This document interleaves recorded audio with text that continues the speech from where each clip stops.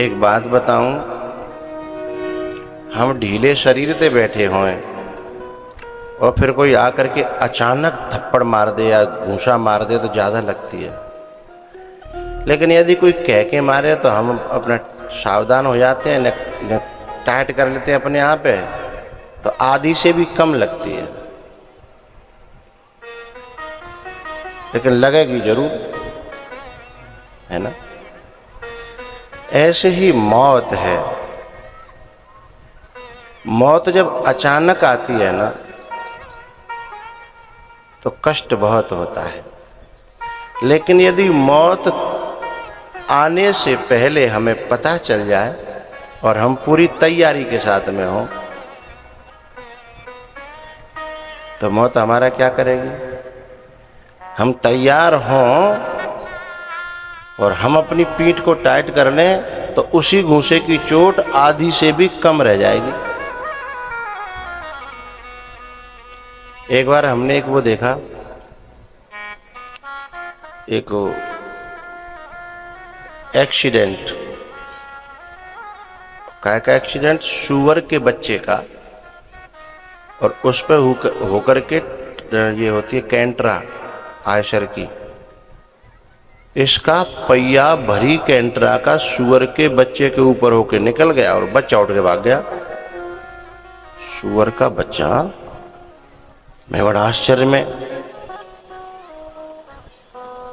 तब एक व्यक्ति से मैंने पूछा कि भाई मुझे ये बात हजम नहीं हो रही। तब उसने कहा कि ये सूअर का जो खाल होती है ना वो इतनी मजबूत होती है, इतनी मजबूत होती है, इसे पता चल जाए तो और इतनी टाइट कर लेता है कि शेर को भी दांत गाड़ने में लाख कोशिश करनी पड़ती है,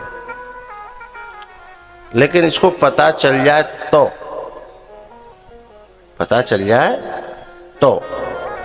वो क्षमता किसी में ज्यादा होती है, किसी में कम होती है, लेकिन होती तो सब में है। तो ऐसे ही जब हम मौत की, अब ये जो असुर लोग होते हैं, असुर्या नाम ते लोका अंधेन तमसा व्रता तांस्ते प्रेत्याभिगच्छन्ति ये के चात्महतो जना। उपनिषद कहती हैं कि भी असुर हैं और वो तामसी लोकों को जाते हैं। कौन? जो माया से पीछा छुड़ाने की कोशिश नहीं करते, माया को ही मारने की कोशिश करते हैं, मौत को सुधारने की कोशिश नहीं करते, मौत को जीतने की कोशिश करते हैं। जो भक्त होता है ना वो मौत को सुधार लेता है, और जो असुर होता है वो मौत को जीतने की कोशिश करता है। चाहे रावण हो, चाहे हिरण्यकश्यपु हो, चाहे कोई और हो, वो अमर होना चाहता है। और भक्त कहता है जेहि जौन जन्मों कर्म बस, मैं भले ही शरीर है छोड़ दूंगा, फिर भगवान आप दोगे नया, लेकिन आपके चरणों की भक्ति मिलती रहे, यही चाहिए। तो वो मौत को स्वीकार करता है, लेकिन मौत उसके लिए सरल हो जाती है, क्योंकि तैयारी होती है ना, पहले से तैयारी है। असुरों की मौत उनके लिए मातम होती है, और भक्तों की जो मौत है वो उनके लिए महोत्सव होती है। वे मौत का स्वागत करते हैं, बुलाते हैं, आओ आपका स्वागत है। पितामह भीष्म जब मौत आती है तो पहले प्रार्थना करती है, बाबा आप चलोगे? बोले नहीं नहीं अभी नहीं, अभी मुझे किसी का इंतजार है। तो जो भगवान के भक्त होते हैं मौत उनकी दासी बन जाती है, सेविका बन जाती है। लेकिन असुर लोग जो है ना उसी से जंग करने की कोशिश करते हैं, तो फिर वो अच्छी तरह हाथ लगाती है। तो एक कंस जो है उसे मारने की कोशिश करता है और वो हाथ से निकल जाती है। फिर मीटिंग होती है तो पूतना को भेजा जाता है कि जाओ और जहाँ जहाँ तुम्हें शंका है, जो बच्चे हैं उनको मारने की कोशिश करो, जिसमें शंका हो जाए कि ये हो सकता है मारने वाला, कंस का, उसी को मार डालो।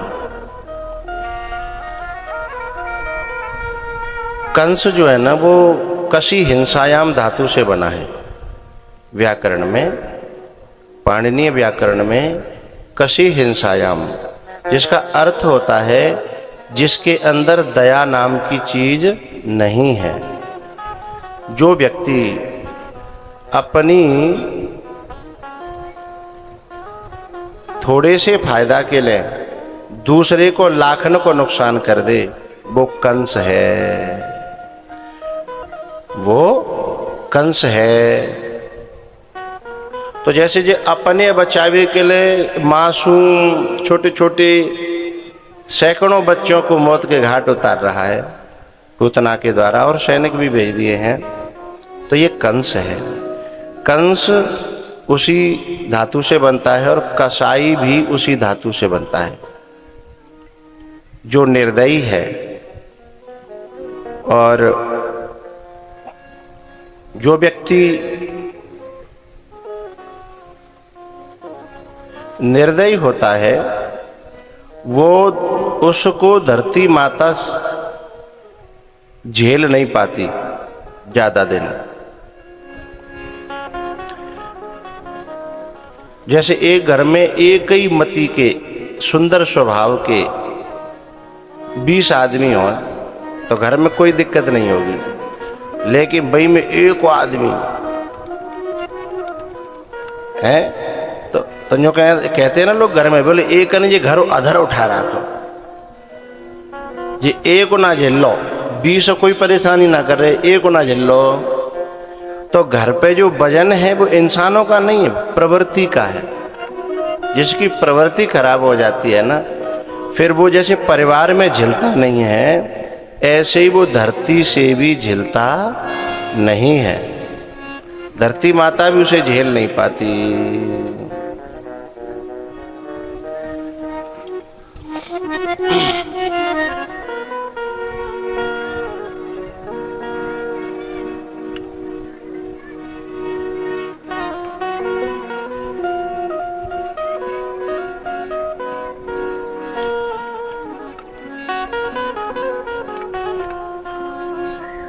एक बार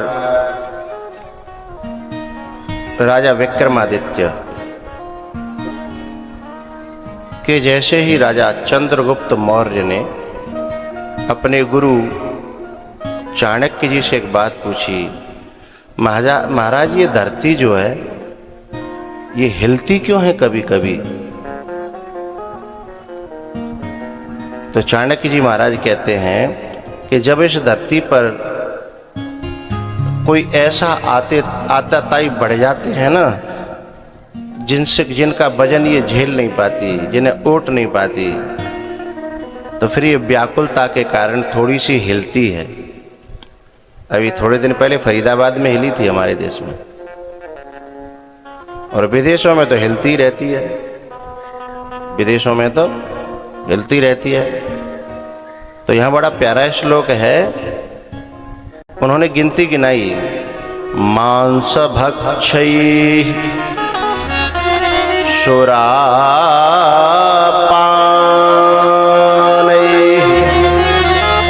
मूर्खैश्चाक्षरवर्जितैः पशुभिः पुरुषाकारैः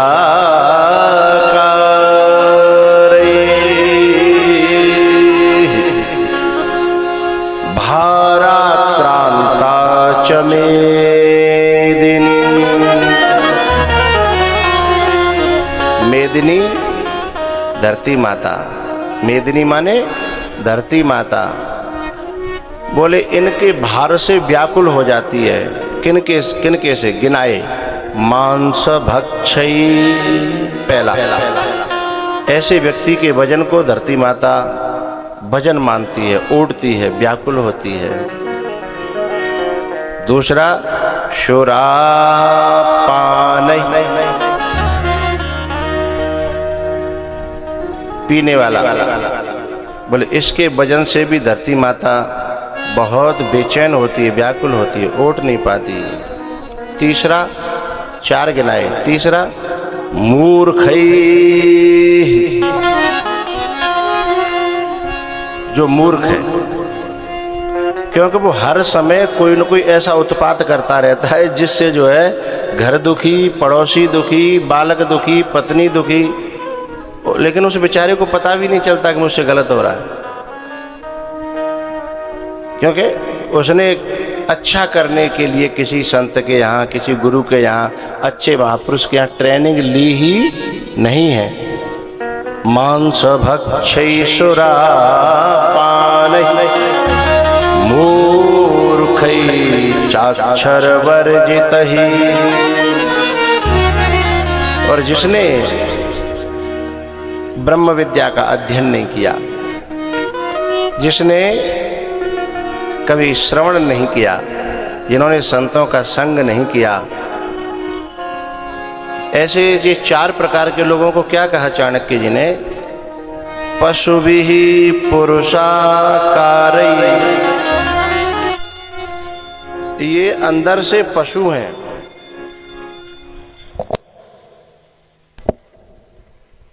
वो बहुत नजदीक, हम आते ही जान गए थे ये गड़बड़ करेगा।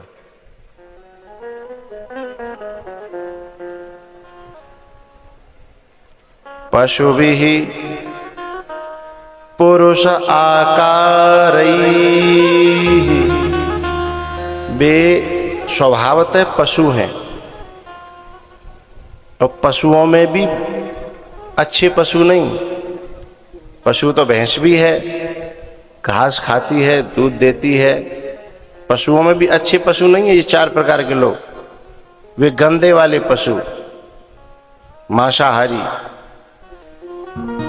ये स्वभावतः पशु हैं, पर इन्हें किसी कारण से मनुष्य का आकार मिल गया है। चमड़ी मनुष्य की है और अंदर से ये पशु हैं।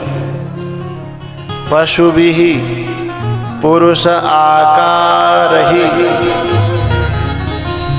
भाराक्रांता च मेदिनी। बोले इनके भार से धरती जो है हमेशा व्याकुल होती है, परेशान होती है। धरती कहती है कि मुझे न पहाड़ों का वजन लगता है, न वनों का, न नदियों का, न मनुष्यों का। अच्छा बोले ये तो तुम्हारे अंदर वजन बढ़ाते हैं, तो ऐसे भी तो होंगे जो वजन घटाते होंगे। बोले हाँ ऐसे भी हैं। जैसे पुराने जमाने में पंडित जी छप्पर छबतो छान, तो अब छाने में 2 तरह के लोग होते हैं, कछु उठवैया और कछु लटकवैया। अच्छा हल्ला तो सभी करते हैं, लटक तो वो ज्यादा हल्ला कर तो है, ए हाँ है हाँ। हम तो बड़े सोच में रहे थे, मैं नहीं जाए पाँव तो अधर है और 8 इतनों कर रहा है। वो मौज लेते थे लटकने की। तो दोनों लोग इस धरती पे हैं, कुछ उठाने वाले भी हैं और कुछ धरा को डुबाने वाले भी हैं, हैं? तो ये 4 प्रकार के लोग धरती पे वजन बढ़ाते हैं। तो फिर वजन इसका उठाते कौन है, किन ने उठा रखा है? संत, सती और सूर्यमा।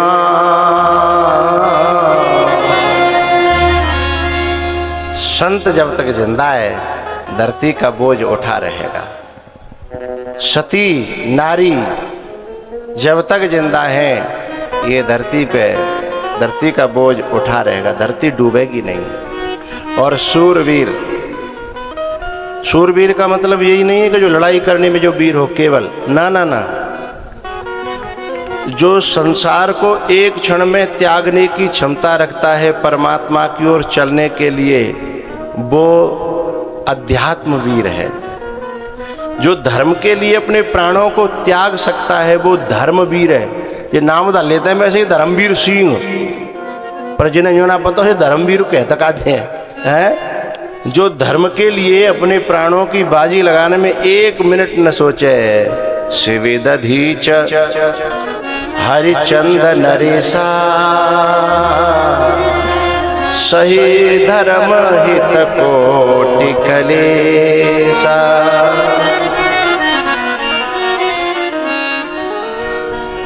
राजा मूरध्वज ने अपने पुत्र का शीश अपने ही हाथों से, पति पत्नी दोनों ने मिलकर के आरे से काटा था।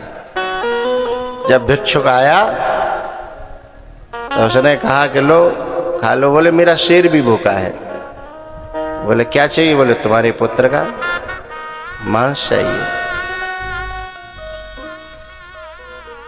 शिव दधीच हरिचंद नरेसा सहे धर्म हित कोटि कलेसा, है ना। धर्मवीर, अध्यात्मवीर, धर्मवीर, और जो ऐसे आयोजनों में जो क्षमता न होते हुए भी जो बहुत बढ़ चढ़ के भाग ले, जैसे कि अच्छा, जैसे लड़ाई में वीर किसे माना जाता है? जो अपने से दुगने से बढ़ जाए, अपने से दुगने से बढ़ जाए, यानी क्षमता न होते हुए भी भिड़ जाए। ऐसे ही जो कर्ण का नाम था ना, दानवीर। दानवीर क्यों नाम था? क्योंकि जिस समय पड़ा हुआ था ना, जो संसार के तुच्छ मुच्छ लोग होते हैं ना, उनकी एक अलग परिभाषा, भाई दान वित्त समान, दान वित्त समान। बोले दान उतना ही दे भैया, वित्त समान, जितना अपन जेब में होए। लेकिन जो दानों में, जो दानियों में जो दानवीर होते हैं, वो ये नहीं देखते। वो ये देखते हैं कि आज मैं इस लायक नहीं हूं, लेकिन कल होने वाला हूं। मेरा रोटेशन तो बना हुआ है, आज नहीं है तो कोई बात नहीं, ये लेन देन तो चलता रहता है। आज मौका लगा है, ये मौका फिर मिले मिले न मिले। ये मौका चूक गया तो फिर क्या फायदा? आज मेरे पास नहीं है, कोई बात नहीं, लेकर के दूंगा, कल आएगा जाएगा, वो तो चलता रहता है। वो दानवीर है। तो सूरमाओं की परिभाषा बता रहा हूं मैं आपको। संत सती और सूरमा। भगवान श्री कृष्ण ने अर्जुन को कहा कि कर्ण की छाती पर बाण छोड़, लेकिन जब बाण लग गया, कर्ण गिर पड़ा। भगवान की दोनों आंखों में से आंसू निकल आए। अर्जुन को बड़ा आश्चर्य हुआ, आप ही ने मरवाया और आप ही रो गए। बोले क्या बताऊं अर्जुन, ये मेरा बड़ा प्रिय है। बोले क्यों? बोले इसमें कुछ गुण बहुत अच्छे हैं और मुझे गुणों से प्यार है, लेकिन एक अवगुण के कारण मुझे मजबूरी में मरवाना पड़ा है इसे। मेरी बात मानी नहीं। मैंने कहा, बार बार कहा कि तू अपनी इस अपार क्षमता को अधर्म की सेवा में लगा रहा है। यदि इसी को तू धर्म की सेवा में लगाए तो तेरा भी कल्याण हो जाए, जगत का भी कल्याण हो जाए। तो बहुत से लोगों में क्षमताएं तो बहुत अच्छी अच्छी होती हैं, पर वे महापुरुषों की बात का आदर नहीं करते, तो फिर उन्हें मरवाना। भगवान कहते मुझे मरवाना पड़ा, बाकी इसमें गुण बहुत थे, उन गुणों को कैसे भूल जाऊं मैं। अर्जुन को बड़ा आश्चर्य था कि ऐसा कैसा गुण था कि भगवान की आंखों में आंसू आ गए। तब भगवान ने कहा बताऊं? बोले बताओ। बोले बताऊं क्या, तेरे को दिखाई दूं? बोले दिखाओ। तब फिर दिखाते हैं भगवान। भगवान अर्जुन को लेकर के गए और अर्जुन को लेकर के भगवान ने कहा कि कुछ मांगने आए हैं कर्ण। कर्ण अधमरा पड़ा है, अधमरा। यदि कोई और होता तो झुंझला के पत्तों को तुम नहीं मरवायो और तुम्हें दूंगा मैं।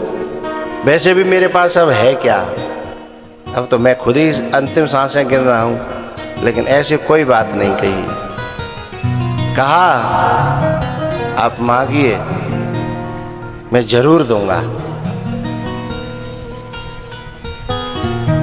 कोई प्रश्न कर सकता है, कोई कर्ण ये सोच सकता था कि मेरे पास है ही नहीं तो मैं दूंगा कहां से अब, लेकिन कर्ण ने ये नहीं सोचा। इसे ही तो सूरमा कहते हैं। बोले मैं जरूर दूंगा।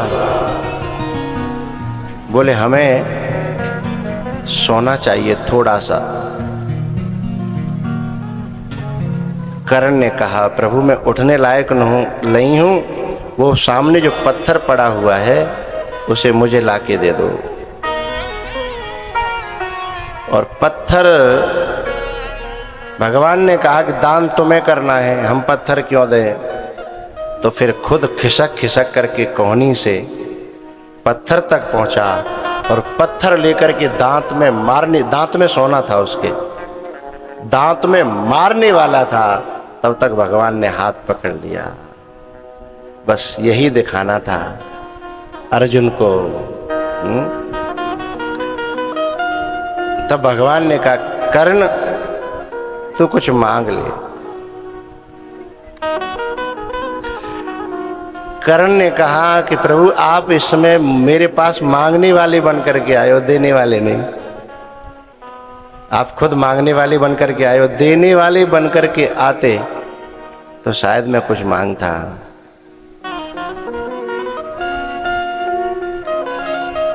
बोले नहीं, मैं देने वाला जब तक था, वो लेने वाला तब तक था, लेकिन अब मैं देने वाला हूं, बता। तब कर्ण ने एक बात कही, मेरी एक आखिरी इच्छा ये है, ये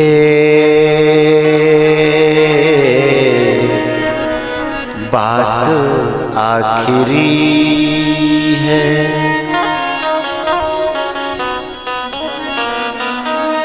ये बात आखिरी है। हे केशव, मेरी और तुम्हारी ये जो मुलाकात है ना, ये बात आखिरी है। मेरी तुम्हारी मुलाकात आखिरी है, ये बात आखिरी है। देना चाहते हो तो बस एक वरदान दे दो, इस पूरी धरती पर जहां किसी का दाग न लगा हो, बस ऐसी जगह मुझे दाग दे देना। अब क्योंकि इस धरती पे तो ऐसी कोई जगह ही नहीं है कि जहां पे किसी का दाग न लगा हो, ऐसी कोई जगह ही नहीं है। तब फिर भगवान ने अपनी हथेली पर कर्ण का दाग दाह संस्कार कराया था कि ले तू मेरे हाथ में। इसलिए भगवान रोए सूरवीरों के लिए। संत सती और सूरमा, इन पे धरती टिकी है। जिस समय ये न रहेंगे तो ये धरती रसातल को चली जाएगी। रसा रसातल जाए ही तवहीं, रसा रसातल को चली जाएगी। रसा नाम धरती का है भैयाओ। तो ये कंस जो है ना, इसका वजन धरती ओट नहीं पा रही है, क्योंकि ये अपने स्वार्थ के लिए, कंस वो है जो अपने 10 रुपए के फायदा के लिए दूसरे का 1000 का नुकसान करने को तैयार है, अपने 10 रुपए के फायदा के लिए। और वो ये क्या, मुझे क्या लेना देना भाई, मैं तो अपना फायदा देखूंगा ना। उनकी भाषा शैली ये होती है, अरे मैं तो अपना फायदा देखूंगा, तब किसी का नुकसान हो, मेरी कोई जिम्मेदारी थोड़ी है, मेरी ठेकेदारी थोड़ी ली है सबकी, मैं तो अपना फायदा देखूंगा। लेकिन जो अपने फायदा के साथ साथ में दूसरों का भी फायदा देखे, वह मनुष्य है, वो इंसान है।